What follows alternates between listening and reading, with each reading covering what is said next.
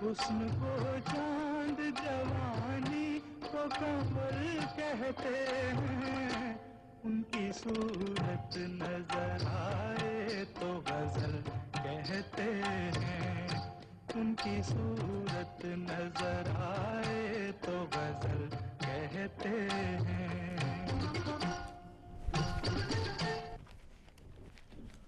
بسم اللہ الرحمن الرحیم۔ اللہ تیری آزمائشوں سے ہوں بے خبر، یہ میری نظر کا قصور ہے، تیری راہ میں قدم قدم، کہیں عرش ہے کہیں طور ہے، یہ بجا ہے مالک دو جہاں، میری بندگی میں فطور ہے، یہ خطا ہے میری خطا مگر تیرا نام بھی تو غفور ہے، تو بخش دے میرے سب گناہ، تو رحیم ہے تو غفور ہے۔ اور دو نعتیہ اشعار کہ حبیب رب جو کسی کے حبیب ہو جائے، حبیب رب جو کسی کے حبیب ہو جائے، قسم خدا کی وہی خوش نصیب ہو جائے، اور اسے جہاں میں نہ کوئی بھی کام مشکل ہو، اسے جہاں میں نہ کوئی بھی کام مشکل ہو، شہ مدینہ کے جو بھی قریب ہو جائے۔ ناظرین، امجد شاہ پروگرام غزل شب لے کر آپ کی خدمت میں حاضر ہے، قبول کیجئے آداب اور السلام علیکم۔ یہ پروگرام آپ کی خدمت میں ڈی ایم گلوبل ٹیلی ویژن نیٹ ورک کے پلیٹ فارم سے ہر ہفتے یعنی آج ہی کے دن سوموار اور منگل کی درمیانی شب تقریباً اسی وقت آپ کی خدمت میں پیش کیا جاتا ہے۔ یہ پروگرام اردو زبان و ادب کے حوالے سے آپ کے لیے بطور خاص میں لے کر حاضر ہوتا ہوں۔ اس پروگرام میں ہم اردو کے متعلق گفتگو کیا کرتے ہیں، اردو زبان، اردو ادب، اردو شاعری، اس میں جو کچھ بھی اردو میں ہوتا ہے ہم اس کے بارے میں یہاں گفتگو کیا کرتے ہیں۔ اس کے علاوہ اس پروگرام میں ہمارے ساتھ مہمان بھی ہوا کرتے ہیں، اور میری کوشش یہ ہوتی ہے کہ دنیا بھر سے جہاں پہ بھی مجھے موقع مل جائے، کوئی مہمان شعراء کرام، ادیب، لکھاری یا جن کا اردو ادب سے کسی بھی حوالے سے جو تعلق ہوتا ہے، میری کوشش ہوتی ہے کہ میں اس پروگرام میں آپ کے سامنے ان کو پیش کروں۔ آپ نے دیکھا ہے کہ گزشتہ کئی ماہ سے میں مسلسل ہر ہفتے آپ کے لیے کوئی نہ کوئی نامور ادیب، شاعر، لکھاری، مصنف آپ کی خدمت میں پیش کر رہا ہوں۔ آج بھی ہمارے ساتھ ایک ایسی ہی شخصیت موجود ہیں، شاعر ہیں، ان کا میں تعارف آپ سے چند لمحوں میں کرواؤں گا مکمل، لیکن اس سے پہلے میری گزارش وہ یہ ہوا کرتی ہے کہ آپ کی ٹیلی ویژن اسکرین پہ جو نمبر آ رہا ہے اس نمبر پر آپ ہمیں کال کر کے اس پروگرام میں براہ راست آپ بھی شامل ہو سکتے ہیں، اپنا یا اپنے کسی پسندیدہ شاعر کا، ادیب کا کلام ہم سب کے ساتھ آپ شیئر کر سکتے ہیں، کوئی خاص بات آپ ہمارے ساتھ شیئر کر سکتے ہیں جو آپ سمجھتے ہیں کہ کسی قدر ہماری یا ناظرین کی معلومات میں اضافے کا باعث بن سکتی ہے۔ لیکن جس وقت آپ کال کرتے ہیں تو اپنے ٹیلی ویژن کی آواز مدھم یا اتنی کم کر دیجئے کہ ہماری آواز ٹکرائے نہیں، آپ کو ہماری اور ہمیں آپ کی آواز صحیح سنائی دے۔ پروگرام چونکہ آپ کو پتہ ہے کہ یہ اس وقت دیر سے شروع ہوتا ہے، دیر سے ختم ہوتا ہے، یہ وہ پہر ہوتا ہے کہ اس وقت حقیقتاً اردو ادب کے جو متوالے ہیں وہ اس پروگرام کو دیکھ رہے ہوتے ہیں۔ آج کوشش کیجئے گا کہ زیادہ سے زیادہ آپ اس پروگرام میں کال کیجئے، اور میری کوشش ہوگی، بلکہ مجھے یقین ہے کہ آج کے اس پروگرام سے آپ بھرپور انداز میں لطف اندوز ہوں گے، کیونکہ میرے ساتھ جو شخصیت آج موجود ہے، خاص طور پر دوسری زبانوں کے علاوہ اردو میں اور اردو غزل میں میں یہ کہوں گا کہ ایک آپ کو ایک بڑے کمال حاصل ہے، بڑا نامور نام ہے۔ میں تاخیر کیے بغیر آپ کا ان سے تعارف کروانا چاہوں گا۔ میرے ساتھ تشریف رکھتے ہیں اس پروگرام میں آج کے ہمارے مہمان۔ اوریجنلی آپ ناروے میں بہت عرصہ رہے ہیں، لیکن حال ہی میں آپ ناروے سے یو کے میں منتقل ہوئے ہیں یہاں پہ، اور یہ ہماری اردو ادب سے متعلق لوگوں کے لیے میں سمجھتا ہوں کہ خوش قسمتی ایک بہت خوبصورت اضافہ ہے، خاص طور پہ نارتھ ویسٹ کی ادبی تقاریب میں ایک بہت خوبصورت شاعر جو ہیں ہمارے درمیان موجود ہوتے ہیں. آپ سے ان کا میں تعارف کروانا چاہتا ہوں. ضمیر طالب سیال صاحب میرے ساتھ موجود ہیں. ان کو خوش آمدید کہتے ہیں. جی السلام علیکم. وعلیکم السلام. ضمیر صاحب آپ کیسے ہیں؟ اللہ کا کرم ہے. بالکل. پہلے تو آپ کا شکریہ ادا کرتا ہوں کہ آپ نے ہماری دعوت پہ آنا قبول کیا. آپ کی جو بھی مصروفیات تھیں آپ نے وہ ایک طرف رکھ کے اس پروگرام میں اس وقت چونکہ ہمارا پروگرام لائیو ہوتا ہے اور اس وقت کسی بھی مہمان کے لیے بیٹھنا میں سمجھتا ہوں یہ بہت بڑا امتحان ہوتا ہے اس کا. جی بہت شکریہ. میں شکریہ آپ لوگوں کا ادا کرتا ہوں. ڈی ایم گلوبل کا شکریہ ادا کرتا ہوں. شاہ صاحب آپ کا اور آپ کی ٹیم کا ادا کرتا ہوں کہ آپ نے مجھے اس قابل سمجھا میں اس پروگرام میں آؤں اور اپنے کچھ خیالات یا اپنی شاعری بھی پیش کر سکوں. ماشاءاللہ.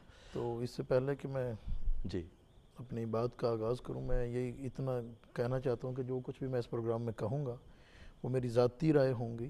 تو اس سے ظاہر اختلاف بھی کیا جا سکتا ہے, اتفاق بھی کیا جا سکتا ہے. ضرور ضرور انشاءاللہ. یہ ایک ایسا پلیٹ فارم ہے جی کہ یہاں پہ ہم اردو زبان و ادب کے حوالے سے اچھی باتیں ہوتی ہیں اور کھل کے بھی باتیں ہوتی ہیں. آپ کو یہ پورا اختیار حاصل ہے, آپ کی رائے ہے, ہم احترام کرتے ہیں اس کا. آپ اردو ادب کے حوالے سے, اردو شاعری کے حوالے سے, اصناف شاعری کے حوالے سے کچھ بھی گفتگو کرنا چاہتے ہیں تو اور پھر میرا خیال ہے آج ہمیں یہ ایک موقع بھی ملے گا کہ ہمیں آپ تھوڑا سا تصویر کشی بھی کیجئے گا کہ آپ ناروے میں بھی اردو ادب ہے اور یہاں پہ بھی آپ اس میں تقریبات میں شامل ہوتے ہیں, تو ایک تقابلی جائزہ ہمیں بھی جاننے کے لیے ایک موقع آج جو کچھ مجھے معلوم ہے میں انشاءاللہ. اچھا پہلے تو یہ ہے کہ آپ کچھ اپنے بارے میں تھوڑا سا بتلائیے.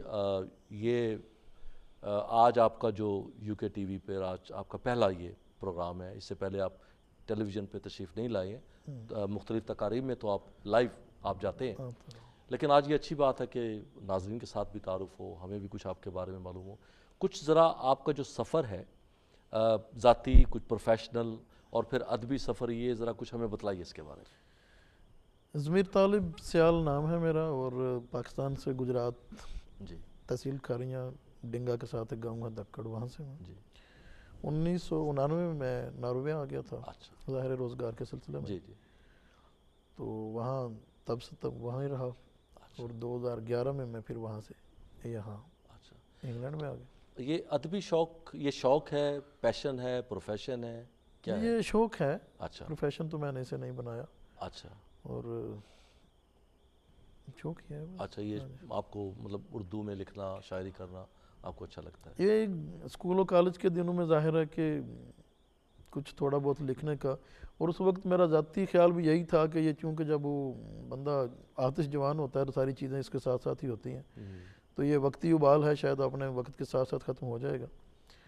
تو وہ نہیں ہوا. آہستہ آہستہ ظاہر اگر وہ کہتے ہیں کہ بندہ شاعری کو نہیں چنتا, شاعری بندے کو چنتی ہے. تو جس کو شاعری چن لیتی ہے پھر وہ اس کی جان چھوڑتی نہیں ہے. تو اس نے کہیں نہ کہیں تھوڑا بہت پھر لکھنا ہی ہوتا ہے. تو کالج کے بعد زیادہ نہیں میں نے لکھا. پھر جب ناروے آ گیا تو وہاں اس کی ادبی محفل میں شرکت ہوئی تو پھر اس کے زیادہ اور پھر سیریسلی لکھنا شروع, ماحول ملا اور وہاں سے لکھنا شروع کر دیا. ہاں یہ کافی آبزرویشن میں یہ چیز آتی ہے کہ غم دوروں میں جب الجھ جاتے ہیں نا تو پھر بہت ساری چیزیں, شوق, پیشن تھوڑا ادھر ادھر ہو جاتا ہے. لیکن پھر غم جانا اگر ساتھ ساتھ آ جائے تو پھر شاعری تو یقیناً ہے. اگر شاعری نہ بھی صحیح تو کچھ نہ کچھ تخلیقی ادب ضرور ہوتا ہے.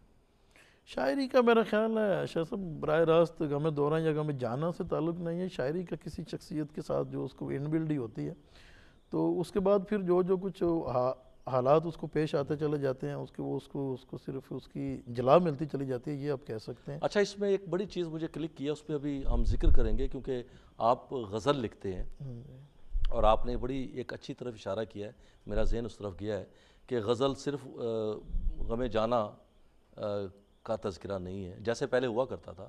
اس میں آج کل بہت سارے سماجی موضوعات جو ہیں وہ اس میں آ چکے ہیں اور ان سماجی موضوعات عشق سے الگ بھی ہیں. معاشرتی مسائل کے بارے میں اب تو غزل میں بہت ساری چیزیں ہم دیکھ رہے ہیں کہ یہ موضوعات اس میں آ گئے ہیں, اس پہ ہم ذکر کریں گے. اچھا یہ بتلائیے کہ آپ کو جتنا عرصہ بھی یہاں آپ یو کے میں تھوڑا عرصہ ہی ہوا ہے ابھی, ناروے میں جو تقاریب ہوتی رہی ہیں, یہاں پہ جو تقاریب ہیں, کچھ تھوڑا سا ہمیں بتلائیے کہ آپ کو کیا فرق محسوس ہوتا ہے؟ فرق تو کوئی ایسا خاص نہیں ہے. اچھا وہاں جو تقریب ہوتی ہیں یہاں ذرا کمیونٹی زیادہ ہے اس کی بنسبت وہاں اتنے لوگ زیادہ نہیں ہیں, ٹھیک. لیکن مشاعروں میں اتنے ہی لوگ وہاں بھی پہنچ جاتے ہیں, اتنے ہی لوگ یہاں بھی پہنچ جاتے ہیں. اچھا اور ظاہر ہے کہ یہ حاضری تسلی بخش نہیں ہے, اور صحیح. لوگ یہاں پر بھی اتنے نہیں ہوتے ہیں جتنے یہاں کمیونٹی ہے, ٹھیک اور وہاں پر بھی اتنے زیادہ نہیں ہیں. اور اس کے لیے تو میں سمجھتا ہوں کہ میں خیر اپنے آپ کو تو شاعر نہیں کہتا, نہ سمجھتا ہوں, لیکن اس میں بشمول میرے ہم سبھی لوگوں کا قصور ہے جی. کہ ہم نے مشاعروں میں وہ چیز دی ہی نہیں پبلک کو اچھا جو دینی چاہیے تھی. اچھا تو سیدھی سی بات ہے کہ شاعری کوئی مذہبی فریضہ تو ہے نہیں کسی کا, نہ اخلاقی فریضہ ہے کہ ہر حال میں کسی نے سننا ہے, ہر حال میں کسی نے آنا ہے. صحیح. تو شعر کا ذاتی طور پہ میں سمجھتا ہوں کہ شعر ایک انٹرٹین کا ایک چیز ہے. اگر آپ کسی کا شعر سنتے ہیں اور آپ کو لطف آنا چاہیے, شعر کی جو بنیادی جو وصف ہے اس میں ایک لطف, ایک نشاط ہونا چاہیے. اگر یہ نہیں ہے تو پھر وہ شاعری نہیں ہے, وہ شعر بھی نہیں ہے. صحیح. تو ہم شاعروں کی یہی ساری پرابلم یہی رہی ہے کہ آج کل جو جس قسم کی شاعری پیش کی جا رہی ہے, مشاعروں میں جس قسم کے حالات پیش کی جا رہے ہیں, جس قسم کی شاعری پیش کی جا رہی ہے, زیادہ تر تو وہ گیتوں کو ہی غزل کے پیٹرن میں بنا کر اس کو نئے سرے سے ورسیفائی کر کے, بلکہ میں تو کہوں گا کہ ان سے بعض فلمی گیت زیادہ بہتر ہوتے ہیں جس قسم کی شاعری ہمیں شاعروں میں سننے میں آ رہی ہے. تو جب ہم پبلک کو اسی قسم کی عوام کسی قسم کی چیزیں سناتے چلے جائیں گے تو ان کو کیا پڑی ہے کہ وہ آ کے مشاعرے میں ہمارا شعر سنیں, وہ کیوں نہ اپنے گھر بیٹھ کے وہ غزل گیت سن لیں یا کسی اور ذریعے سے وہ انٹرٹین کر لیں. تو اس وقت چونکہ مقابلہ بھی سخت ہے, بہت سارے اور ذرائع ہیں, انٹرنیٹ ہے, ٹی وی کے بہت سارے چینلز ہیں, تو لوگ اپنے گھر بیٹھے تفریح کا سامان زیادہ بہتر طریقے سے حاصل کر سکتے ہیں. تو اگر ہم نے لوگوں کو مشاعروں میں لانا ہے تو پھر اس کے لیے ہمیں نئی اور تازہ چیزیں دینی ہوں گی, ہمیں نئی غزل دینی ہوگی, اس کے اندر وہ جدت لانی ہوگی, اور اس کے موضوعات کو بھی ظاہر ہے وہ وسیع کرنا ہوگا. تو وسیع کیے ہوئے بے شک جو آپ نے بات کی کہ غزل کا بنیادی جو کام ہے وہ عشق و محبت کی ہی بات کرنا ہے, غزل کے معنی بھی یہی ہیں. لیکن عشق و محبت بھی تو صرف عشق و محبت نہیں ہوتا نا, اس کے ساتھ معاشرے کے باقی تمام مسائل جڑے ہوئے ہوتے ہیں. تو ان حوالوں سے غزل کو اپنے بنیادی وصف کے ساتھ ساتھ اس کی بہت ساری دوسری چیزیں بھی بیان ہو رہی ہیں. فیض صاحب نے بھی تو یہی کہا تھا نا کہ اور بھی راحتیں ہیں وصل کی راحت کے سوا. ہاں جی. تو یہ ساری چیزیں جو ہیں وہ اس میں آئیں گی, وہ آتی بھی ہیں. اور لیکن اصل سوال یہ ہے کہ کچھ بھی آپ بیان کریں, آپ اس میں غم جانا بیان کریں یا غم دورہ بیان کریں, بنیادی چیز یہ ہے کہ اس میں تازگی ہونی چاہیے. اگر وہ نئی چیز نہیں ہے, تازہ نہیں ہے, شگفتگی نہیں ہے, اس میں نشاط نہیں ہے, تو آپ چاہے غم جانا بیان کریں یا غم دورہ بیان کریں, اس کا کوئی فائدہ نہیں ہے, اس کو کوئی سنے گا نہیں. یہ بڑی ضروری بات آپ نے بڑی اچھی بات کی ہے کہ اگر ہمیں مشاعروں میں خاص طور پہ حاضرین کی تعداد بڑھانی ہے تو ان کے لیے کوئی نئی چیز, کوئی ایسی چیز ہو جن سے وہ لطف اندوز بھی ہو سکیں, کچھ نیا پن بھی ہو اس میں. اور آپ یہ بھی کہنا چاہ رہے ہیں شاید کہ اس میں شاید شاعروں کو بھی چاہیے کہ نہ صرف یہ کہ وہ کلام میں جدت پیدا کریں, نئے نئے موضوعات کو لے کے آئیں, بلکہ میں یہ میری ذاتی رائے بھی ہے کہ جو شاعر حضرات ہوتے ہیں وہ حاضرین کا ایک جو مائنڈ ہے اس کو بہت حد تک وہ بلڈ اپ کرتے ہیں, کیونکہ سننے کے لیے بلکہ یہ ان کی ذمہ داری ہے, بلکہ ان کو کرنا بھی چاہیے. ذمہ داری ہے ان کی.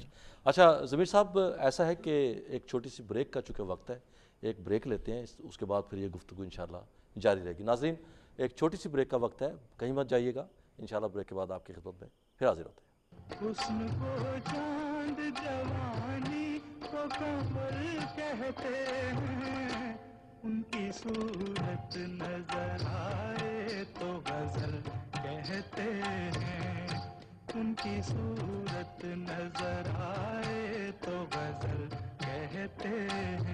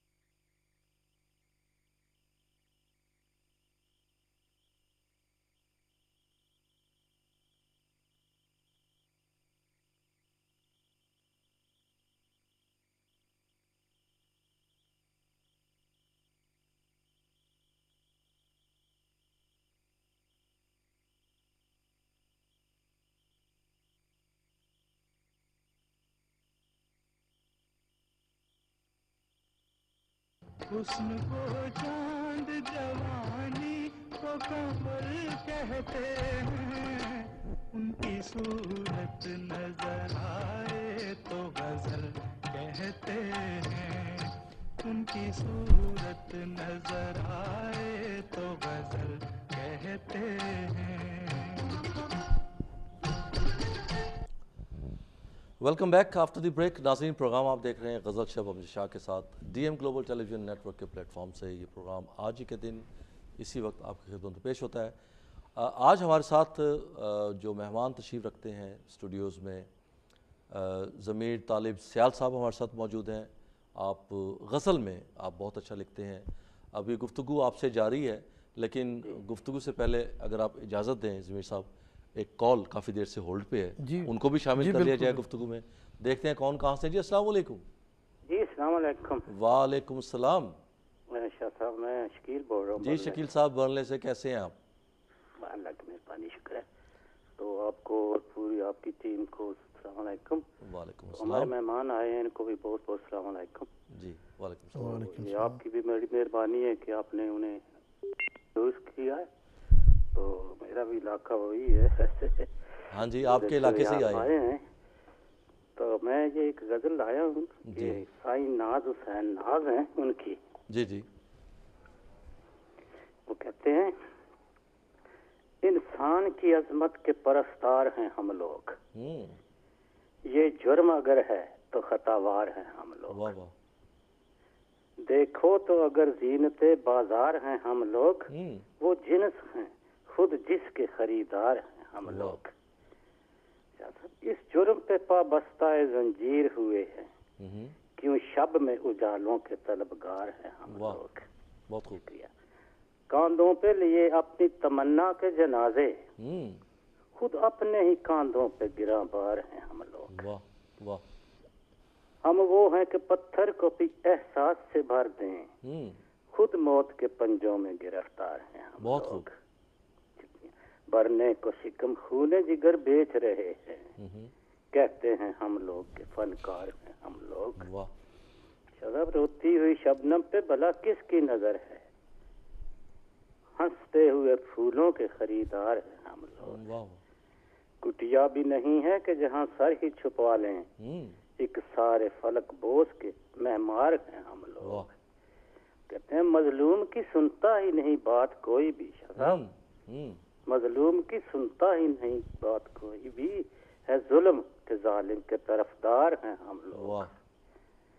ला सकते नहीं लब पे कभी दिल की लगी हम, मजबूर हैं ये देखिए मुख्तार हैं हम लोग।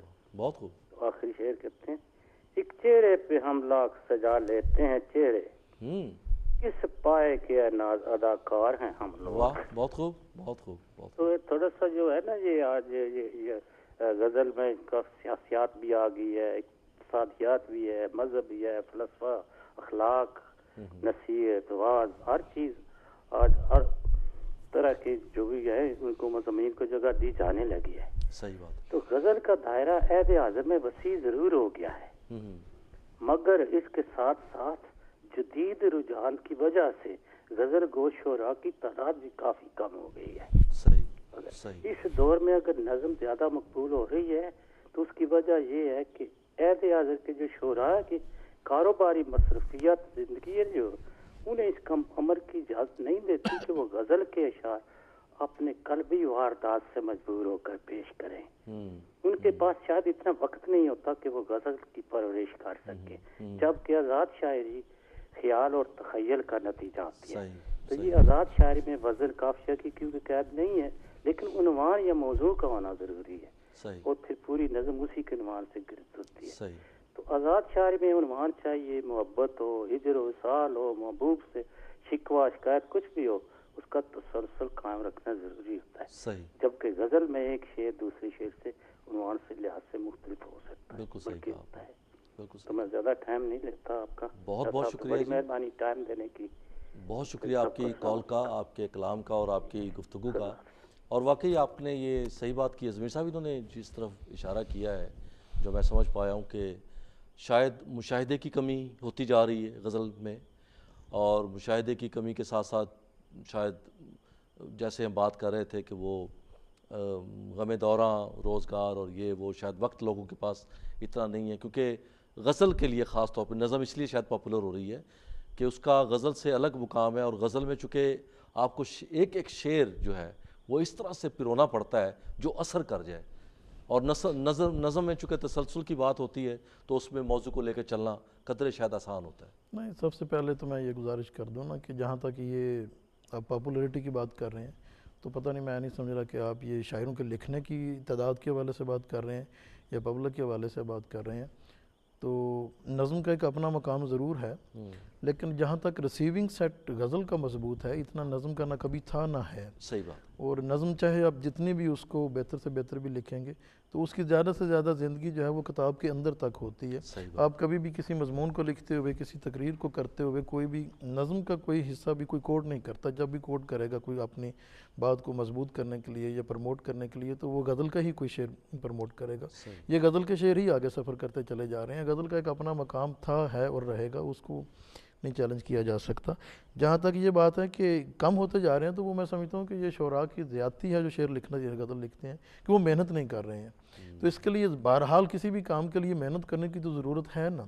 تو یہاں جو افسوسناک صورتحال ہے نا، جو ابھی ابتدا میں آپ نے کیا تھا کہ یورپ کے مشاعروں میں، جو میں نے ناروے میں دیکھا ہے، یہاں بھی دیکھا ہے، کہ اکثریت تو ایسے لوگوں کی ہے کہ جنہیں یہ بھی نہیں پتا کہ نثری نظم اور آزاد نظم میں فرق کیا ہے اور یہ کیا چیز ہے، بلکہ بعض تو غزل کو نظم اور نظم کو غزل کہہ رہے ہوتے ہیں۔ تو میرے بھائی یہ محنت کرنے کی ضرورت ہے، تھوڑا سا دیکھنے کی بھی ضرورت ہے۔ آج سے اگر ہم ایک اشرہ پیچھے چلے جائیں، 10-12 سال 20 سال پیچھے، جو لوگ پہلے جو لکھتے رہے ہیں، جو غزل نظم لکھتے ہیں، تو ان کے لیے ایک تھوڑا سا المیہ رہا ہے کہ جب وہ پاکستان سے باہر آ جاتے تھے تو وہ زبان و بیان کے مراکز سے کٹ جاتے تھے، تو وہ شاید اتنی تربیت حاصل نہیں کر سکتے تھے، وہ اتنی زبان کو اپنی کو بھی ترقی مزید نہیں دے سکتے تھے، خیالات کو، شاعری کو بھی۔ تو آج کل تو ہر چیز جو انٹرنیٹ ہے، وہ ٹی وی ہے اور فیس بک ہے اور بہت ساری ایسی چیزیں ہیں جن سے ہم استعمال کر کے فائدہ حاصل کر سکتے ہیں۔ تو لکھنے کے لیے اگر غزل لکھنی ہے تو اس کے لیے بہرحال محنت کرنی پڑتی ہے۔ تو نظم کا چونکہ وہ سمجھتے ہیں اور بعض کا تو اس کو آزاد نظم کہہ رہے ہوتے ہیں، حالانکہ آزاد نظم میں بھی رکن کی، بحر کی، وزن کی پابندی کرنی ہوتی ہے، بالکل، اور ادائیگی کا بڑا خیال رکھا جاتا ہے۔ اور میں سمجھتا ہوں کہ نثری نظم جو ہے وہ اس سے بھی زیادہ مشکل ہے، اگرچہ اس میں کوئی پابندی، عروض کی پابندی نہیں ہے، لیکن وہ اس سے بھی زیادہ مشکل ہے، اس لیے کہ جب آپ غزل کا شعر بناتے ہیں تو اس میں تو بہرحال آپ نے قافیہ ردیف کا خیال کرنا ہے۔ آپ اس میں کیا خیال پیش کرتے ہیں یہ بات کی بات ہے، لیکن اگر آپ نے قافیہ ردیف پیش کر دی، بنا دیا اوپر کے دونوں مصروں میں، تو وہ شعر بن گیا۔ لیکن نثری نظم اس وقت تک نثری نظم نہیں بنے گی جب تک آپ اس میں کوئی بہت قیمتی، بہت اچھوتا خیال لے کر نہیں آتے۔ تخیل بہت تخیل، ہاں، تو وہ اور بھی زیادہ مشکل ہے۔ لیکن لوگوں نے اس کو مذاق بنا رکھا ہے اور آسان بنا رکھا ہے۔ یہ اتنا آسان کام ہے نہیں ہے، اور یہ شاعری یا فائن آرٹس کے جتنے بھی شعبے ہیں یہ اتنے آسان نہیں ہوتے ہیں کہ اس کو اٹھ کے جو ویسے بندہ شروع کر دے۔ تو میں سمجھتا ہوں کہ اس میں اگر کسی نے کرنا ہے، شوق ہے اس کو، تو آئے، موسٹ ویلکم، تھوڑا سا سنجیدگی سے۔ اور میں سینئر شعراء کی بھی یہ ذمہ داری سمجھتا ہوں کہ وہ کوتاہی کر رہے ہیں کہ ورکشاپس ہونے چاہیے، یورپ میں تو بالخصوص ہونے چاہیے، تاکہ نئے لکھنے والوں کو پتہ چلے کہ ہماری ثقافت ہے کیا، یہ نظم ہے کیا، غزل ہے کیا، نثری نظم کیا ہوتی ہے، مشاعرہ کیا چیز ہے، شاعری کیا چیز ہے۔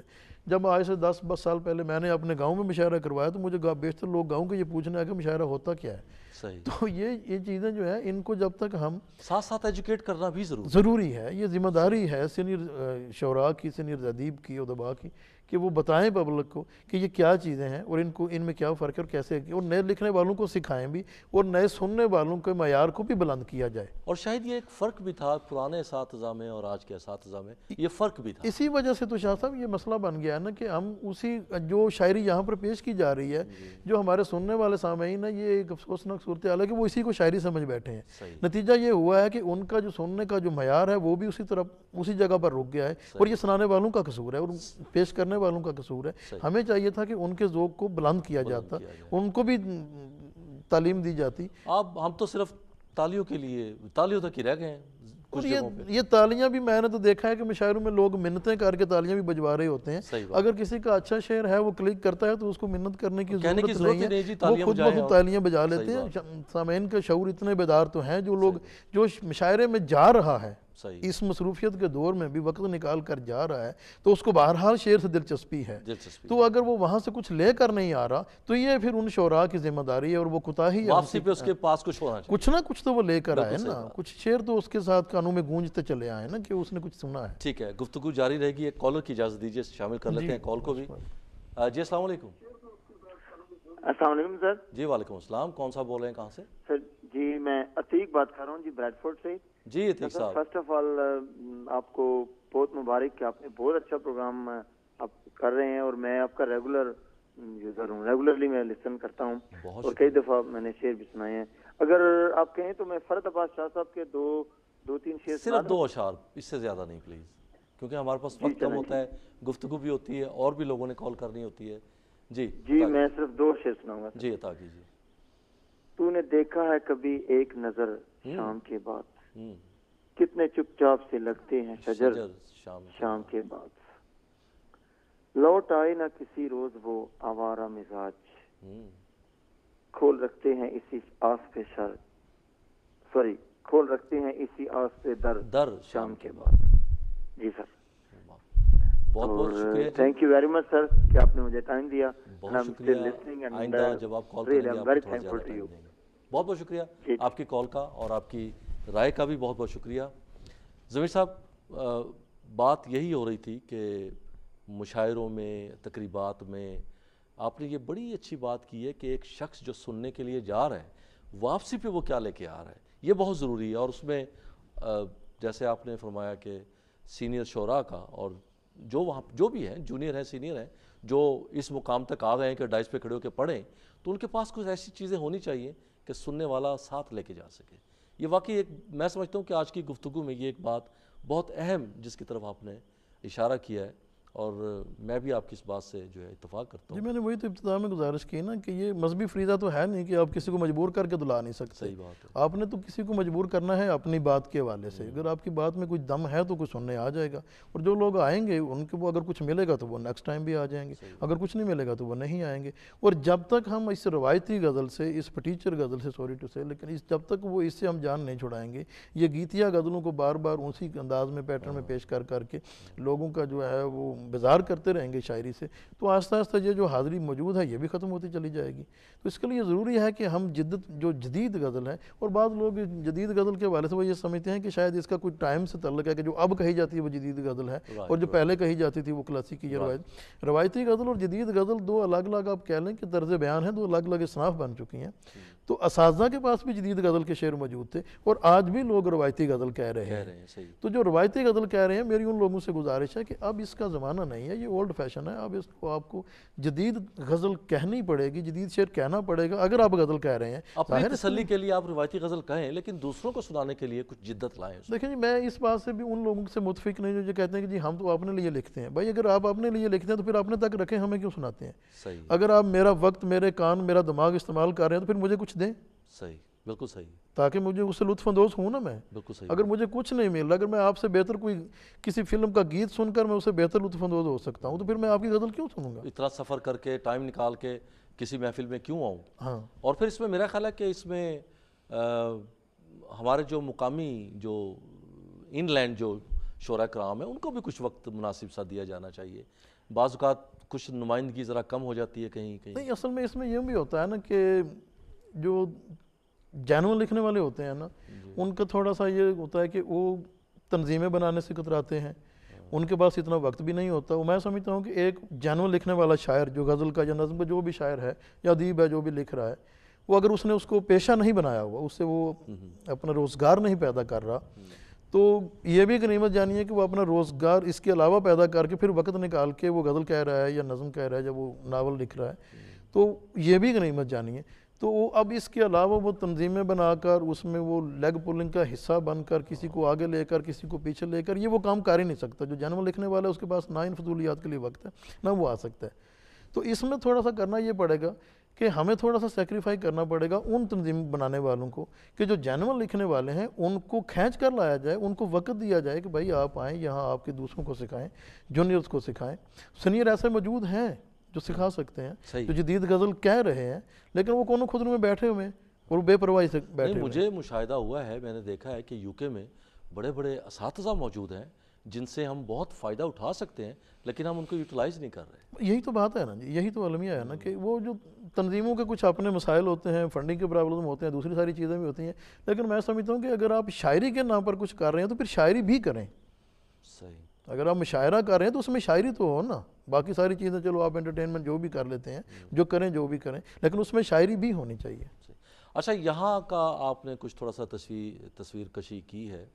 ناروے میں شعراء کے بارے میں کچھ بتائیے. وہاں پہ کچھ شعراء کرام ایسے ہیں جن کو بڑا نام ہے, ان کا اعزازات ہیں. ناروے میں اب دیکھیں جمشید مسرور صاحب ہیں, فیصل ہاشمی ہیں, جی جی, آج کل ارشد شہین بھی پاکستان سے آئے ہوئے ہیں, جواد شیخ ہیں, یہ جو جنرل لکھنے والے ہیں. جمشید مسرور صاحب کو ابھی حال ہی میں وہ صدارتی تمغہ بھی ملا ہے, پرائڈ آف پرفارمنس ملا ہے پاکستان سے. اچھا اچھا اچھا. تو ان کے اعزاز پر شاعری کی تو ان کی 3-4 کتابیں موجود ہیں, اچھے شاعر ہیں, وہ اچھے شعر بھی کہتے ہیں. 20-25 سالانہ بڑے بڑے مشاعرے ہیں جس میں 30-40 پاکستانی شعراء تک نے شرکت کی ہوئی ہے. بڑے بڑے شعراء ہیں جن میں امجد صلاح امجد سے لے کر احمد فراز تک, احمد نعیم قاسمی تک سے لے کر جلیل الدین علی تک وغیرہ, سبھی لوگوں نے یہ بہت بڑے بڑے مشاعرے کیے ہوئے ہیں. اور اردو زبان کی انہوں نے بے انتہا خدمت کی ہے. اور 20 سال تک تو وہ وہاں پہ ایک باز گشت کے نام سے ایک رسالہ بھی نکالتے رہے ہیں. تو میں سمجھتا ہوں کہ حکومت پاکستان نے یہ بہت اچھا کیا کہ انہیں ایک پرائڈ آف پرفارمنس دیا. ایسے لوگ جو وطن سے باہر بیٹھ کر, زبان و بیان کے مرکز سے دور بیٹھ کر اردو کی خدمت کر رہے ہیں, جیسے یہ آپ بھی, میں سمجھتا ہوں کہ یہ آپ نے جو 1.5 گھنٹہ ٹی وی پہ دیا ہوا ہے, یہ تو ایک جہاد ہے. ورنہ شعر و ادب کو اب اتنے رات کے اس پہر میں کون دیتا ہے اتنا وقت. تو میں تو مشکور ہوں آپ کا کہ میں تو شعر میرا عشق ہے, اور جہاں بھی ملے جیسے بھی ملے میں اس کو اپریشیٹ کرتا ہوں. تو اسی طرح وہاں دوسرے شعراء بھی ہیں, فیصل ہاشمی ہیں, بہت اچھی نظم کہتے ہیں. اور جو سب سے اچھی بات ہے اس وقت جو ظفر اقبال پاکستان میں بیٹھے ہوئے ہیں, جدید غزل کے نمائندہ, بلکہ سب سے اچھے شاعر اس وقت, اس آج کے جو سب سے اچھے شاعر ہیں, سب سے بڑے شاعر ہیں, اس میں کوئی کلام نہیں ہے. بلکہ ایک تو کسی وقت شمس الرحمان فاروقی صاحب نے ان کے بارے میں لکھ دیا تھا کہ وہ غالب سے بہتر شاعر ہیں. اور اس پر کافی لے دے بھی ہوئی. تو اب وہ غالب اور ظفر اقبال کے مقام کا تو میں طے نہیں کر سکتا, دونوں مجھ سے بہت بڑے ہیں, میری بساط سے باہر کی بات ہے. لیکن غالب صاحب کے پاس جتنے خوبصورت اشعار, جو بلند پایا اشعار ہیں, جن کی وجہ سے وہ 1.5 صدی سے غالب چلے آ رہے ہیں, اگر اسی معیار کے اشعار ہم ظفر اقبال کے ہاں دیکھیں تو وہ ان سے بھی مقدار میں زیادہ ہیں, کیونکہ غالب صاحب کا تو وہ دیوان اتنا بڑا نہیں جتنا ظفر اقبال صاحب نے لکھ لیا ہے. بہرحال یہ ایک الگ بحث. تو وہ جہاں جس پوری دنیا میں جہاں بھی کوئی جدید غزل لکھنے والا ہے, جو اچھا شعر لکھنے والا ہے, وہ ظفر اقبال صاحب کی نظر سے گزرے تو وہ نہ صرف اس کو اپریشیٹ کرتے ہیں بلکہ اپنے کالم میں اس کا ذکر بھی ضرور کرتے ہیں. تو کیا یہ بات طے ہے کہ غالب کے علاوہ کوئی اور غالب سے زیادہ نہیں ہو سکتا؟ نہیں, یہ تو بالکل طے نہیں ہے نا. اس طرح تو پھر وہ نظام قدرتی رک گیا نا. دیکھیں ارتقاء کا عمل تو جاری رہتا ہے, یہ تو کوئی بات نہیں ہے. کیونکہ غالب سے پہلے بھی ہوا کرتے تھے. یہ آپ نے بڑی خوبصورت بات کی, لیکن ہماری اصل میں پرابلم یہ ہے کہ ہم مسلم میں جو ہے نا مائنڈ سیٹ ہے کہ رک گیا. کچھ چیزوں کو, ایک تو یہ ہے کہ سوری لیکن کچھ چیز کہ ایک تو ہم مردہ پرست ہیں. ہم زندہ کسی کو تو یہ ماننے کے لیے تیار ہی نہیں ہوتے ہیں نا کہ کوئی زندہ بھی اس مقام پہ پہنچے. جب وہ مر جائے گا تو پھر اس کو کوئی مقام یا مرتبہ دینے کی کوشش کرتے ہیں, زندہ کو نہیں. اور دوسری بات یہ ہے کہ ہم تنقید کے حوالے سے کچھ ناموں کو جیسے جیسے تاریخ میں چلے جاتے ہیں تو وہ ان کو ہم ٹچ نہیں کر سکتے جی, ان پہ تنقید ہی نہیں کر سکتے. غالب کو تو ایک عقیدے کی حیثیت حاصل ہو گئی ہے, اقبال کو ایک عقیدے کی حیثیت حاصل ہو گئی, حالانکہ وہ ایز اے انسان شاعر تھے, شاعری کرتے رہے, وہ تو انسان ہی تھے.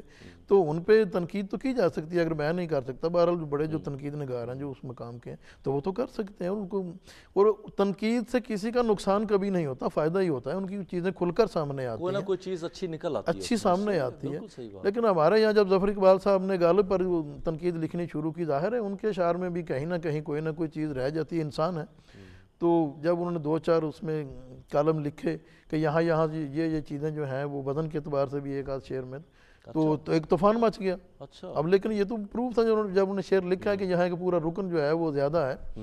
اگرچہ یہ بات سمجھ میں آنے والی ہے کہ یہ ممکن نہیں ہے کہ غالب کی نظر سے وہ اوجھل ہو جائے. اس کو پتہ تھا کہ میں کیا کر رہا ہوں. تو وہاں ایک زبان و بیان کا ایک مسئلہ تھا, ایک محاورے کا مسئلہ تھا.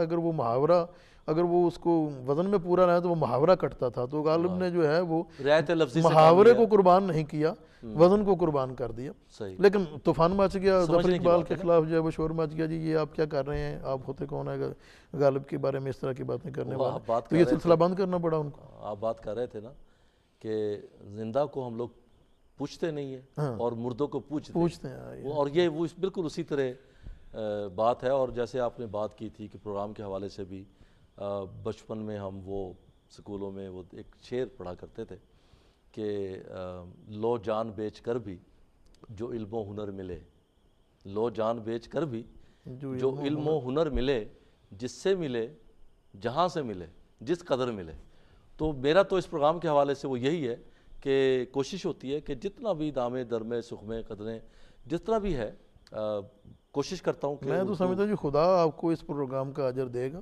آپ بہت ماشاءاللہ اپنی زبان کے حوالے سے, اپنی ثقافت کے حوالے سے, اور یہ بات کلیئر ہے کہ ہم مذہب تو دوسرا اڈاپٹ کر سکتے ہیں, ثقافت کا بھی کوئی دوسری اڈاپٹ نہیں کر سکتا. ثقافت جو ہے وہ بندے کے ساتھ ہی چلی جاتی ہے, ہمیشہ وہی رہتی ہے. اور جس قوم نے اپنی ثقافت چھوڑی ہے وہ زندہ نہیں رہی, وہ صفحہ ہستی سے مٹ گئی. یہ تاریخ اس بات کی چھوڑ. اور پھر خاص طور پہ جو ثقافت چھوڑ دیں ان کا پھر اپنے زبان سے بھی رشتہ شناخت ختم ہو جاتی ہے نا, کمزور ہو جاتا, ٹوٹ جاتا ہے نا. اور اگر زبان سے ٹوٹ گیا تو ادب ختم ہو گیا, بات ختم ہو گئی, تو پھر تو معاملے ختم ہے نا. تو اس کو زندہ رکھنے کے لیے اور آگے بڑھانے کے لیے ضروری ہے کہ اس دیے میں تیل بھی ڈالا جائے, اس میں باتی بھی کبھی کبھی ڈال دی جائے تو وہ جلتا رہے. بڑی خوبصورت ماشاءاللہ مشاہدہ آپ کی طرف سے دیکھنے کو سننے کو مل رہا ہے. اور تخلیقی اعتبار سے آپ نے ظفر اقبال کا نام لیا, پرانے اساتذہ کا ذکر ہوا ہے, لیکن جو ادبی تخلیقی جو ارتقاء ہے خاص طور پہ پاکستان سے باہر کی بات کرتا ہوں کیونکہ وہ پاکستان یا بر صغیر میں تو یہ ارتقاء کبھی نہیں رکے گا, تھوڑا بہت اوپر نیچے تو ہو جاتا ہے, لیکن باہر آپ کیا دیکھتے ہیں کہ یہ ارتقاء کیونکہ ایک وقت تھا اور میں تو سمجھتا ہوں کہ ابھی بھی ہے کہ بر صغیر کے بعد لندن کو یا یو کے کو اردو کا ایک بڑا مرکز کہا جاتا تھا, سمجھا جاتا تھا. تو آپ دیکھتے بھی ہیں کہ یہ واقعی ایسا ہے, ابھی بھی ہے ایسا؟ نہیں, جہاں تک دیکھیں نا یہ جدید شاعری کا, جدید غزل کا جو ہے نا, تو اس وقت تو انڈیا اور پاکستان میں بھی حالات افسوسناک ہی ہیں. اتنے بہت زیادہ لوگ نہیں ہیں کہ جن کا ہم کہہ سکیں کہ وہ. لیکن میں دیکھتا ہوں کہ شاعروں کی جو تعداد ہے خاص طور پہ, چلیں یہاں پہ کلام کا یا تخیل کا جو ایک مقام ہے اگر اس کو تھوڑا الگ کر دیا جائے, لیکن شاعروں کی تعداد تو اس وقت یقیناً بہت زیادہ ہے. یہ آپ بالکل درست کہہ رہے ہیں, لیکن اس میں شاعری کا اضافہ نہیں ہو رہا, شاعروں کا اضافہ ہو رہا ہے. شاعری میں بالکل اضافہ نہیں ہو رہا, اور میں سمجھتا ہوں کہ یہ ایک تھوڑا سا ایک خراب صورتحال سامنے آ گئی ہے. کیونکہ جب وہ اساتذہ کا زمانہ تھا تو اس وقت کوئی شاعر, کوئی آدمی اس وقت تک بطور شاعر سٹیج پہ آ ہی نہیں سکتا تھا, ڈائس پہ آ ہی نہیں سکتا تھا جب تک کہ وہ کسی استاد کے ساتھ اپروو ہو کر اپنے استاد سے اجازت لے کر وہ سامنے نہ آئے, اور جب تک وہ شاعر بن نہ چکا ہو. اب تو یہ ہے کہ جس آدمی کے پاس 30-40 ہزار روپے ہیں وہ اپنی کتاب چھپوا لے, اسے تو چھاپنے والا کو روک سکتا ہے, نہ کوئی ایسا قانون بنا ہوا ہے کہ بھئی اب یہ غزل بے وزن ہے یا یہ اس میں شاعری نہیں ہے, یہ جو کچھ اب کر رہے ہیں یہ غلط ہے. اور اگر کسی کو پوچھ بھی لیا جائے نا برسبیل تذکرہ کہ بھئی آپ نے کسی کو کچھ دکھایا ہے کچھ, تو وہ کہتا ہے میں کسی کو کیوں دکھاواں.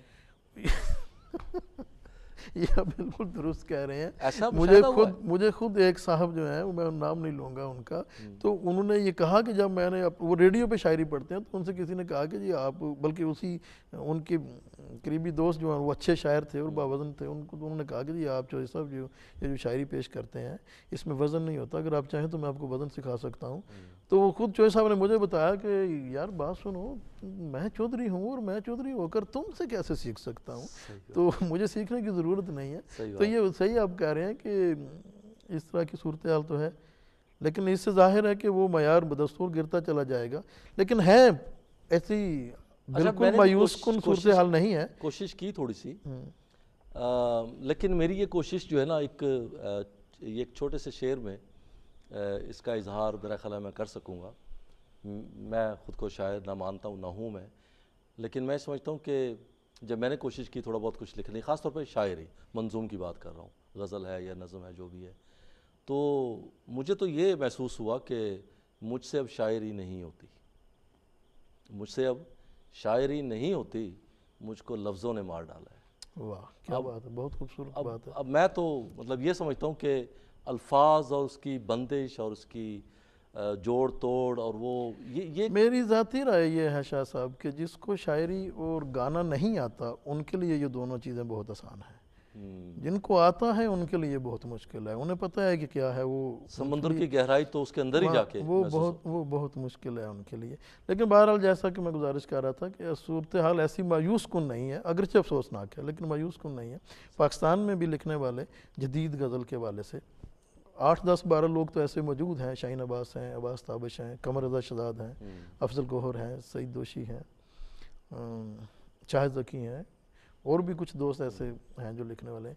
تو پاکستان سے باہر ذرا جو ہے نا یہ ان کی تعداد اور زیادہ کم ہو جاتی ہے، یوں کہہ لیں کہ آٹے میں نمک کے برابر ہے. اس کی وجہ میں پہلے بھی گزارش کر چکا ہوں کہ ممکن ہے یہاں کے جو روزگار کی رفتار ہے اس میں اتنا وقت نہیں ملتا ہے. تو آپ کو شاعر تو بہت زیادہ ملیں گے لیکن شاعری کرنے والے شاعر جو ہیں ان کی تعداد یہاں بھی بہت کم ہے. یو کے میں بھی، ناروے میں بھی، اور یورپ پورے میں، امریکہ میں بھی اکا دکا کوئی ایک آدھ جو ہے وہ. سمندر کی گہرائی کا ہم ابھی ذکر کر رہے تھے نا، جی تو وہ مجھے 2 لائنیں یاد آئیں اپنی کہ وہ سمندر میں تھا کنارہ نہ دیا، سمندر میں تھا کنارہ نہ دیا، ساتھ چلنے کا اشارہ نہ دیا. تو جب تک اس کو ساتھ لے کے نہ چلا جائے اور اس کی گہرائی میں جا کے اس کو ناپ تول کے، اور واقعی میں ذاتی طور پہ بھی یہ سمجھتا ہوں کہ وہ ہم تخلیق تو نہیں کر رہے، ہم شاید واہ واہ کرنے کے لیے تو یہ کام کر رہے ہیں، لیکن اگر اب دیکھا جائے کہ ہماری کنٹریبیوشن اس میں کیا ہے، میں اپنی بات کرتا ہوں کچھ بھی نہیں، زیرو ہے، کیونکہ ہم تخلیق کچھ نہیں کر رہے جس سے کام آگے بڑھ سکے. میں وہی تو گزارش کر رہا ہوں نا کہ زیادہ سے زیادہ لوگ یہ کرتے ہیں لو جی کتاب آ گئی اور میں مستند شاعر ہو گیا. کتاب آنا شاعر ہونے کی علامت نہیں ہے. بہت سارے اساتذہ ایسے رہے ہیں جن کی زندگی میں کتاب نہ آ سکی. جان ایلیا ایک بہت بڑی مثال ہے، ان کی کتاب نہیں آ سکی تھی. عہد حاضر میں یو کے میں انجم خیالی، ان کی کتاب ان کی زندگی میں نہ آ سکی. بہت اچھے شاعر تھے، بہت اچھے شاعر ہیں، اور میں بالکل اکثر درست ان کا کہہ رہے کلام ہیں. پڑھتا ہوں. کتاب کا آنا کسی کے شاعر ہونے کی کوئی ضمانت نہیں ہے، اور کتاب کے بغیر بھی شاعر موجود ہیں. یہی سوچ کے مجھے تسلی ہوتی ہے کہ کتاب نہیں بھی ہے تو ٹھیک ہے. نہیں، اس سے کوئی فرق نہیں پڑتا. شاہ صاحب میں تو سمجھتا ہوں کہ اگر بندہ ڈھیر ساری شاعری مقدار کے حساب سے، کلوں کے حساب سے کرنے کی بجائے اگر زندگی میں ایک شعر بھی کہہ لے جو زندہ شعر ہو، جو آگے جانے والا شعر ہو، جو زندہ رہے، تو میں سمجھتا ہوں کہ وہ ضرور کافی ہے، بجائے اس کے کہ آپ پوری کئی کتابیں لکھ دیں لیکن اس میں شاعری نہ ہو تو اس کا فائدہ کون نہیں. صحیح بات ہے. اب یہ ایک شعر ہے نا، ان کی کتاب تو کوئی نہیں تھی کہ قتل حسین اصل میں مرگ یزید ہے، اسلام زندہ ہوتا ہے ہر کربلا کے بعد. اور یہ کئی کتابوں میں بھاری شعر ہے، اس کے لیے کسی کتاب کی ضرورت یہ ایک شعر کافی ہے نا، بہت ساری کتابوں سے بھاری ہے. لوگوں نے میر انیس نے مرثیے لکھ ڈالے ہیں، لیکن میں سمجھتا ہوں کہ یہ ایک شعر ان تمام مرثیوں پہ بھاری ہے. اور مولانا صاحب نے یہ کیا خوبصورت مطلب شاعری کی تھی. بہرحال گفتگو تو ہماری چل رہی ہے اور مجھے بڑا لطف آ رہا ہے اس گفتگو سے، مجھے سیکھنے کے لیے بہت کچھ اس میں سے مل رہا ہے. لیکن یہ ہے کہ چونکہ پروگرام ہمارا اتنا لمبا نہیں ہے، ایک چھوٹی سی بریک ہے، اور بریک کے بعد واپس آ کے پھر آپ کا جو کلام شاعر بزبان شاعر وہ جو ہے وہ سیگمنٹ ہمارا ہوگا. تو کلام کی آپ تیاری کیجئے. ہم بریک کے بعد ناظرین آپ کی خدمت میں پھر سے حاضر ہوں گے، اور ضمیر صاحب کا خوبصورت کلام جو ہے وہ آپ کی خدمت میں پیش کیا جائے گا.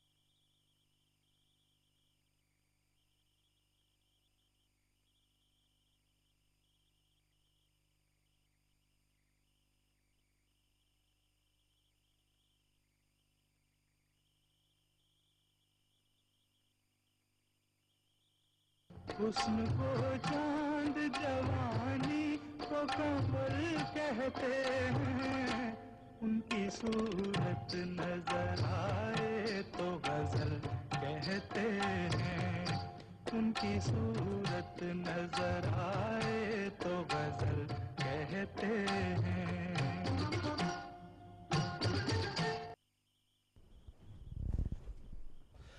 जी welcome back after the break. नाज़रीन, प्रोग्राम आप देख रहे हैं गज़ल शब।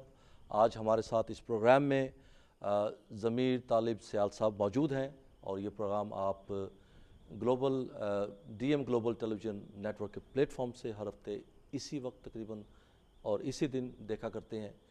गुफ्तगू आपने सुनी और आप ये सेगमेंट जो हमारा इस वक्त है वो कलाम शायर बज़ुबान शायर, हम ज़मीर साहब से उनका कलाम सुनना चाहेंगे क्योंकि बहुत खूबसूरत गज़ल में तो ख़ास तौर पे ज़मीर साहब बहुत अच्छा लिखते हैं। कुछ मरहमत फरमाइए जनाब नाज़रीन के लिए और हमारे लिए। मोहब्बत आपकी, मैं कुछ अशार पेश कर देता हूँ। अता कीजिए। साफ़ ही क्यों नहीं कहते कि मोहब्बत नहीं है। अच्छा, वाह। साफ़ ही क्यों नहीं कहते कि मोहब्बत नहीं है, वाह। इतनी तफसील में जाने की ज़रूरत नहीं है। हाँ हाँ हाँ, वाह वाह।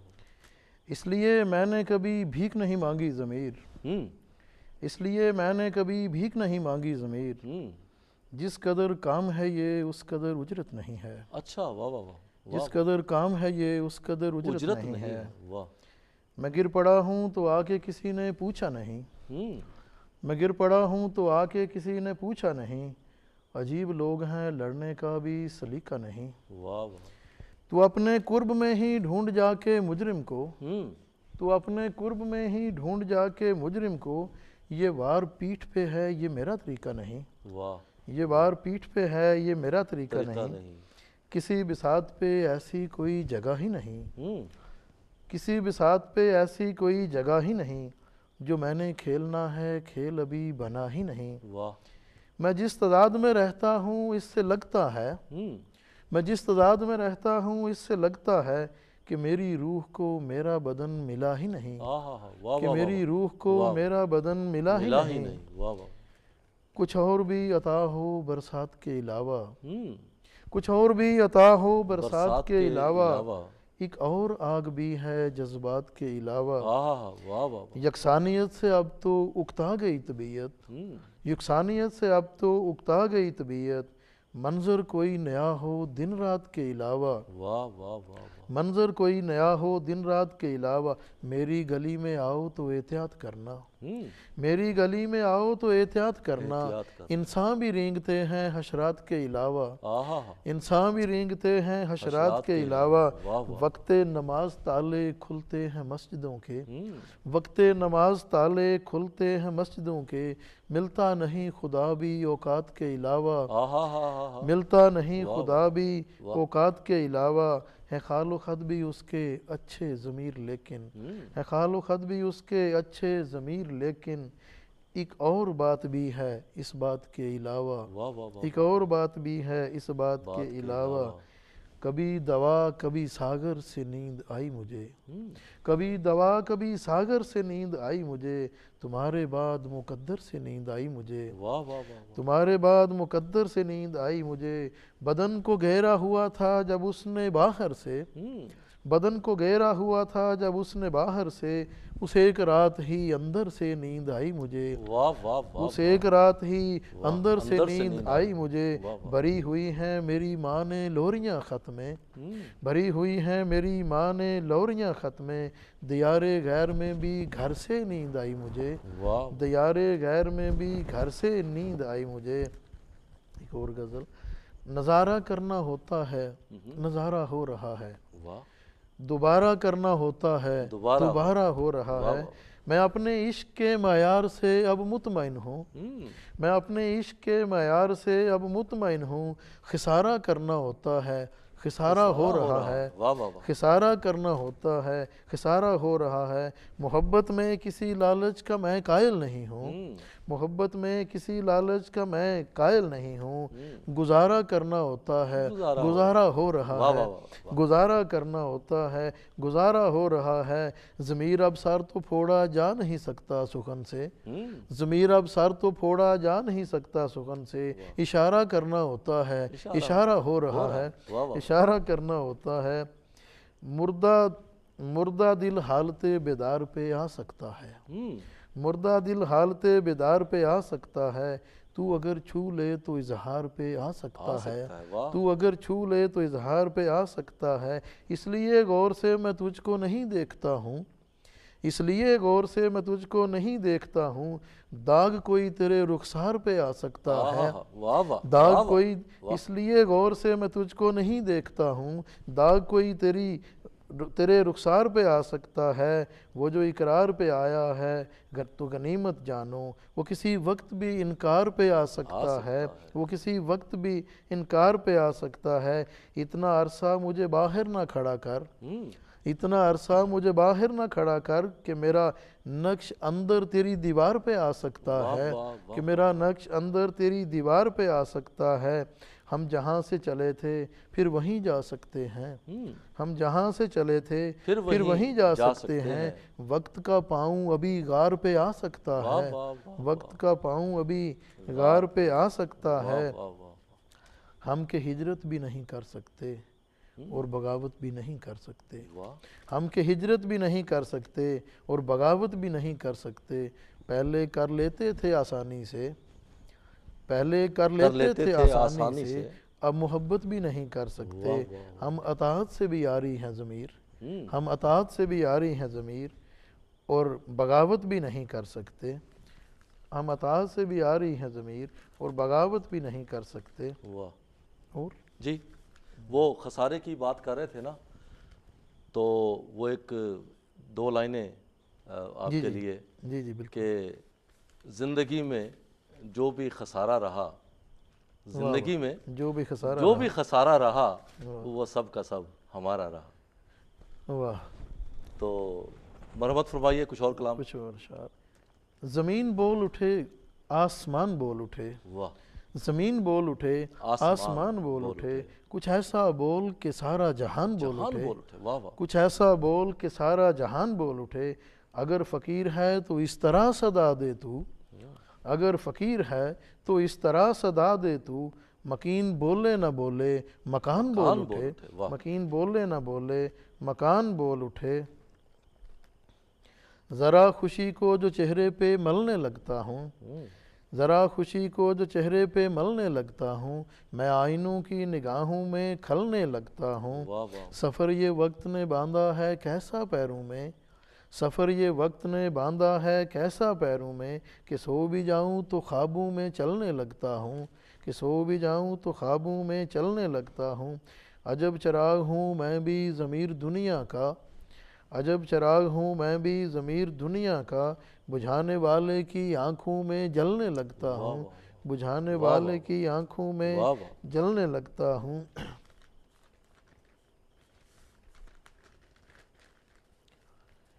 جو درمیان کی حالت تسلی بخش نہیں تو داستان کی حالت تسلی بخش نہیں، میں اپنے جسم میں اس واسطے نہیں رہتا، میں اپنے جسم میں اس واسطے نہیں رہتا کہ اس مکان کی حالت تسلی بخش نہیں، کہ اس مکان کی حالت تسلی بخش نہیں، تمہارے دھیان میں رہنا تو چاہتا ہوں مگر تمہارے دھیان کی حالت تسلی بخش نہیں، میرا خیال ہے پھر سے بنانا ہوگا ضمیر، میرا خیال ہے پھر سے بنانا ہوگا ضمیر، کہ اس جہان کی حالت تسلی بخش نہیں، کہ اس جہان کی حالت تسلی بخش نہیں،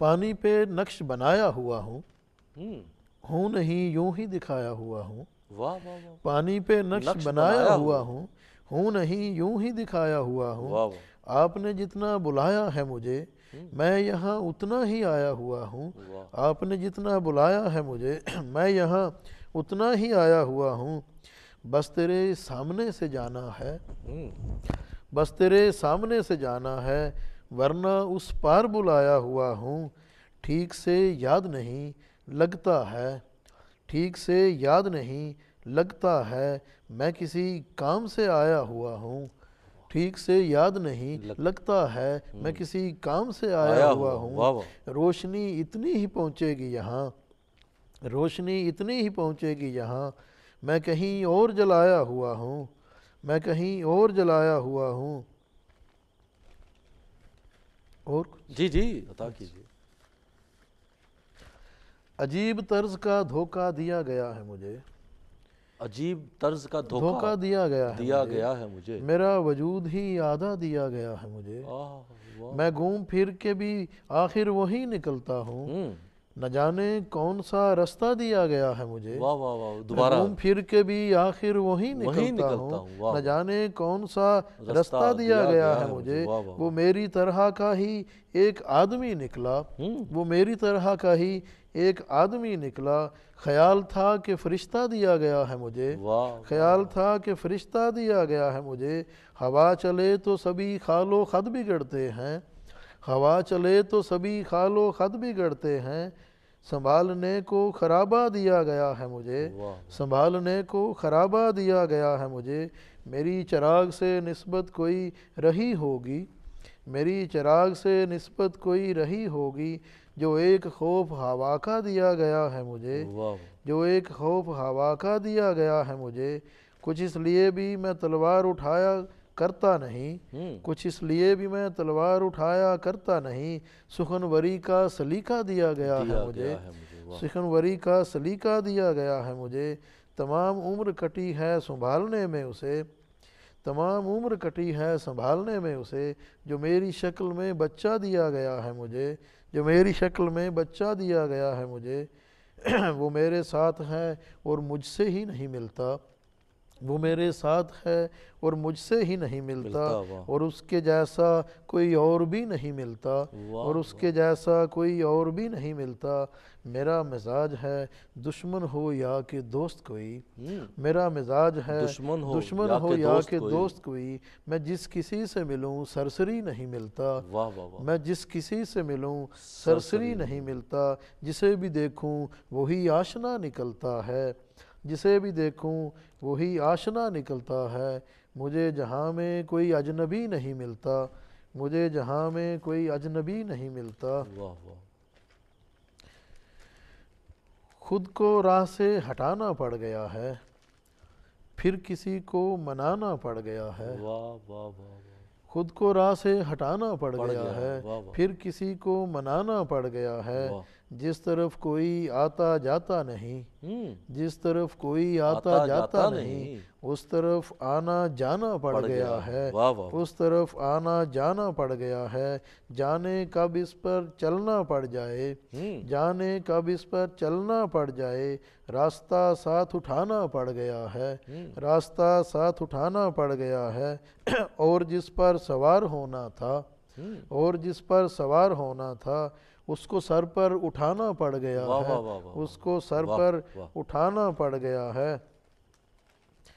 میرا زیاں تیرے اقرار سے زیادہ ہے، میرا زیاں تیرے اقرار سے زیادہ ہے، کہ میرا زخم تیرے وار سے زیادہ ہے، واہ، ابھی میں تجھ کو فقط یہ بتانے آیا ہوں کہ جو بات باقی ہے اظہار سے زیادہ ہے، واہ، بنانے پڑتے ہیں دن رات مجھ کو ہاتھوں سے، بنانے پڑتے ہیں دن رات مجھ کو ہاتھوں سے، میرا ہنر کسی معمار سے زیادہ ہے، میرا ہنر کسی معمار سے زیادہ ہے۔ ابھی اور کچھ؟ جی بس ایک آدھ اور انشاءاللہ۔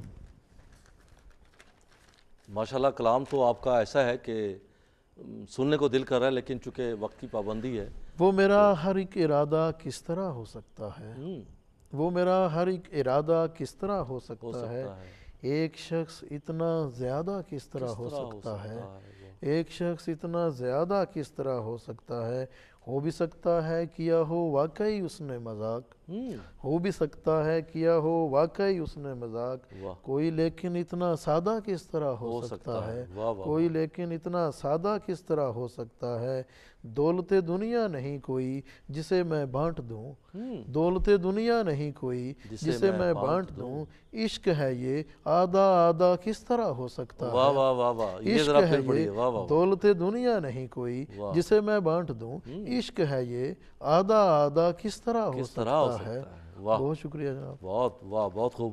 مجھے یاد ہے ایک شاعر نے یہ بالکل اسی طرح لکھا تھا کہ عشق کر لیں آدھا آدھا، تو یہ اور واقعی بڑا خوبصورت آپ کا یہ شعر ہے۔ اور آپ کی نظر ایک چھوٹی بہر کی ایک چھوٹی سی غزل میں کرنا چاہتا ہوں، ماشاءاللہ اتنا خوبصورت کلام کہ گیسوؤں کی ہوا نہ دے جانا، گیسوں کی ہوا نہ دے جانا، گیسوؤں کی ہوا نہ دے جانا، نیند کو بد دعا نہ دے جانا۔ نیند کو عبدالحمید عدم کی یہ غزل ہے، اور کہتے ہیں کہ کر رہے ہو علاج وحشت دل، کر رہے ہو علاج وحشت دل، کوئی الٹی دوا نہ دے جانا، کوئی الٹی دوا نہ دے جانا، اور مجھ کو انسان کی ضرورت ہے، مجھ کو انسان کی ضرورت ہے، رحم کھا کر خدا نہ دے جانا۔ کیا خوبصورت، کیا بات ہے، یہ پھر پڑھیے۔ مجھ کو انسان کی ضرورت ہے، کیا بات، مجھ کو انسان کی ضرورت ہے، رحم کھا کر خدا نہ دے جانا، اور حشر میں کون کس کو ملتا ہے، حشر میں کون کس کو ملتا ہے، حشر کا آسرا نہ دے جانا، حشر کا آسرا نہ دے جانا، حشر کا کیا کہنا، آسرا نہ دے جانا، اور کہتے ہیں کہ میں عدم ہوں مجھے خدا کے لیے، کیا خوبصورت استعمال کیا عدم کا، میں عدم ہوں کہ میں عدم ہوں مجھے خدا کے لیے زندگی کی دعا نہ دے جانا، میں عدم ہوں مجھے خدا کے لیے زندگی کی دعا نہ دے جانا، مجھ کو انسان کی ضرورت ہے، رحم کھا کر خدا نہ دے جانا۔ کیا بات ہے، آپ کے اتنے خوبصورت کلام کے بعد میں نے سوچا کہ ایک ایسا ہی کلام جو ہے وہ اس کا اختتام کیجئے، اساتذہ میں ظاہر ہے عبدالحمید عدم۔ یقین جانیے مجھے اپنے آپ کو شاعر کہنے میں شرمندگی محسوس ہوتی ہے، بہت بڑا نام، نہیں ماشاءاللہ ضمیر صاحب آپ کا کلام اتنی کثیر تعداد میں نے آج پہلی مرتبہ سنا ہے، اور آپ خود بھی یہ فرما چکے ہیں کہ آپ بہت کم پڑھتے ہیں، ہاں میں مشاعروں میں بھی کم جاتا ہوں، جاتے ہیں، اور پروگرامز میں بھی ٹی وی وغیرہ ریڈیو، لیکن آپ اپنی ہی بات سے تضاد نہیں کر رہے، آپ محروم نہیں کر رہے سننے والوں کو اپنے کلام سے پھر نہ جا کر؟ نہیں، اس میں نے جو ابتدائی مسائل جو بیان کیے ہیں، جب تک وہ مسائل حل نہیں ہو جاتے تو مشاعروں میں جا کر اس طرح پھر وہ ظاہر ہے دوسرے لوگوں کا بھی وقت ضائع کرنے کا کوئی خاص فائدہ نہیں ہے۔ اگر میں وہاں مشاعرے میں جا رہا ہوں تو میں کچھ دے کر آؤں، کچھ لے کر آؤں، اگر یہ نہیں ہو پا رہا تو پھر ظاہر ہے جانے کا۔ اچھا، آخری پیغام ناظرین کے لیے، بہت سارے شعراء کرام اس وقت دیکھ رہے ہیں، کوئی خاص پیغام ہمارے تنظیموں کے لیے، ناظرین کے لیے آپ دینا چاہیں؟ جی میں وہی بات اپنی دہرانا چاہوں گا، سننے والوں کے لیے بھی اور سنانے والوں کے لیے بھی، کہ وہ محنت کریں، تھوڑا سا اپنے معیار کو بلند کریں۔ میرا اپنا ایک شعر ہے، پھر کسی اور سے میں کیسے رعایت برتوں، اپنے معیار پہ اترا نہیں پورا میں بھی۔ تو پہلے تو آپ ایک اپنا معیار کو ذرا بلند کریں، اس کے بعد لکھنے والا اگر اس معیار پہ نہیں پورا اتر سکتا تو میں سمجھتا ہوں کہ یہ ضروری نہیں ہے کہ وہی شعر لکھ کر اس دنیا سے جائے، اور لوگ بھی تو لکھ رہے ہیں نا، اس معیار پہ اگر کوئی اور پورا اترا ہے تو وہ اسی کو مان لے۔ اور اس کے ساتھ ساتھ میں سمجھتا ہوں کہ یہ بھی ضروری ہے کہ جو نئے لکھنے والے ہیں ان کی حوصلہ افزائی کی جائے، ان کو گروم کیا جائے۔ میں کسی اور سے پھر کیسے رعایت برتوں، اپنے معیار پہ اترا نہیں پورا میں بھی۔ بہت بہت شکریہ ضمیر صاحب، بڑا لطف آیا آپ کی گفتگو سے، بہت کچھ سیکھا میں نے آپ کے کلام سے، ماشاءاللہ اتنا خوبصورت آپ لکھتے ہیں۔ یہ نشست جو ہے آج ادھوری ہے، آپ کو دوبارہ آنا ہوگا پھر کسی دن، یہ محبت آپ تو انشاءاللہ آپ سے مزید، کیونکہ آپ خود اہل ذوق ہیں، اور جب آپ حکم کریں گے میں آ جاؤں گا، جیسے میں نے گزارش کی کہ میں آتا نہیں، سخنور تو نہیں ہوں لیکن سخن نواز شاید ہوں۔ نہیں، آپ سخنور بھی ہیں اور سخن شناس بھی ہیں، اور بنیادی بات میں تو یہ کہتا ہوں کہ شعر کہنے سے بھی زیادہ ضروری چیز ہے شعر سمجھنا۔ اگر میں شعر سمجھ لوں تو میں سمجھتا ہوں کہ میرا زندگی کا مقصد حاصل ہو گیا۔ یہ ضروری نہیں کہ میں شعر کہہ کے ہی جاؤں، شعر سمجھ تو لوں نا، بنیادی کام تو یہ ہے۔ بہت بہت شکریہ جی، آپ کا آج اس پروگرام میں تشریف لانا بہت اچھا لگا، آپ نے وقت نکالا ہمارے لیے۔ انشاءاللہ آئندہ پھر کسی دن آپ سے پھر मुस्तफ़ीज़ होंगे। बहुत शुक्रिया। और नाज़रीन, चूँकि हमारे प्रोग्राम का वक्त अब ख़त्म होने वाला है, आपने ज़मीर तालिब सियाल साहब की खूबसूरत बातें सुनी, इनका मुशाहिदा, इनका तजुर्बा, इनकी तनकीद, इनकी राय वो आपने सुनी। मुझे बड़ा अच्छा लगा कि खुलकर बात की जाए, क्योंकि जब तक हम खुलकर बात नहीं करते, इर्तिका में हम अपना हिस्सा जो है वो पूरी तरह से अदा नहीं कर पाते। और ये इस वक्त जैसा कि गुफ्तगू के दौरान ये बात सामने आई है और हमें महसूस होती है कि उर्दू अदब जो है उसकी शक्ल कुछ भी हो सकती है, नसरी है, मंजूम है, 25 से ज़्यादा असनाफ़ शायरी है उर्दू में। हम तो सिर्फ 2-4 ही का जिक्र करते हैं, लेकिन बहुत सारी दर्जनों के हिसाब से असनाफ़ शायरी हैं, और फिर असनाफ़ सुखन तो इससे भी कहीं ज़्यादा हैं नसर में भी। अगर हम इर्तिकाई अमल को रोक देंगे तो फिर हम तख्लीकी अदब जो है उसको हम नापैद कर देंगे, और अगर तख्लीकी अदब नापैद हो जाएगा तो फिर हम ना तो ज़ुबान की खिदमत कर पा रहे हैं, ना हम अदब की खिदमत कर पा रहे हैं, ना ही हम कल्चर की खिदमत कर पा रहे हैं। और दूसरे लफ्ज़ों में यूँ कहा जाए कि दुनिया की चौथी बड़ी ज़ुबान जो इस वक्त उर्दू जिसको कहा जाता है, हम उसकी किसी कदर भी कहीं पर भी कोई खिदमत नहीं कर सकते अगर हम तख्लीकी अमल को रोक दें। इसलिए ये बहुत ज़रूरी है कि हम अदब की कोई भी किस्म हो, हम जो तख्लीक है, चाहे वो नसर में है, चाहे वो मंजूम है, उसको चलते रहना चाहिए, आगे बढ़ते रहना चाहिए। और सीनियर लोगों की ये ज़िम्मेदारी बनती है, ख़ास तौर पर यूरोप में और यूके में। मैं इस प्रोग्राम के ज़रिए से उनको ये मैसेज देना चाहता हूँ कि सीनियर्स की ये ज़िम्मेदारी बनती है कि वो जूनियर्स की हौसला अफजाई करें, नए लिखने वालों की हौसला अफजाई करें, नए लिखने वालों के लिए ऐसे मौके पैदा करें कि उनको आपसे सीखने का जो अमल है वो उन तक पहुँच पाए और वो उससे कुछ सीखें, ताकि नई से नई चीज़ें शायरी में ख़ास तौर पर और उर्दू अदब में हमारे सामने आए। आपका बहुत बहुत शुक्रिया नाज़रीन। प्रोग्राम आपने देखा गज़ल शब। आप इस प्रोग्राम के बारे में कोई राय देना चाहते हैं तो आप हमारे स्टूडियोज़ में कॉल करके अपनी राय दे सकते हैं। मेरी कोशिश ये होती है कि अगर मुझे कुछ बतलाया जाएगा, मुझ पे तनकीद की जाएगी, तभी मुझे पता होगा कि मैं कितना गलत कर रहा हूँ और उसको मैं कितना सही भी कर सकता हूँ। आपने प्रोग्राम हमारा देखा। बाबा जी के इस कॉल के साथ के आसानियाँ बांटिए, अल्लाह ताला आपके लिए आसानियाँ पैदा फरमाए। अपना बहुत सारा ख्याल रखिएगा, उनका भी जो आपका ख्याल रखते हैं, उनका भी जो नहीं रख पाते आपका ख्याल। अगले हफ्ते तक हमजा शाह को इजाज़त दीजिए। शब बखैर, अल्लाह हाफ़िज़। हुस्न को चांद जवानी को कमर कहते हैं, उनकी सूरत नजर आए तो गजल कहते हैं, उनकी सूरत नजर आए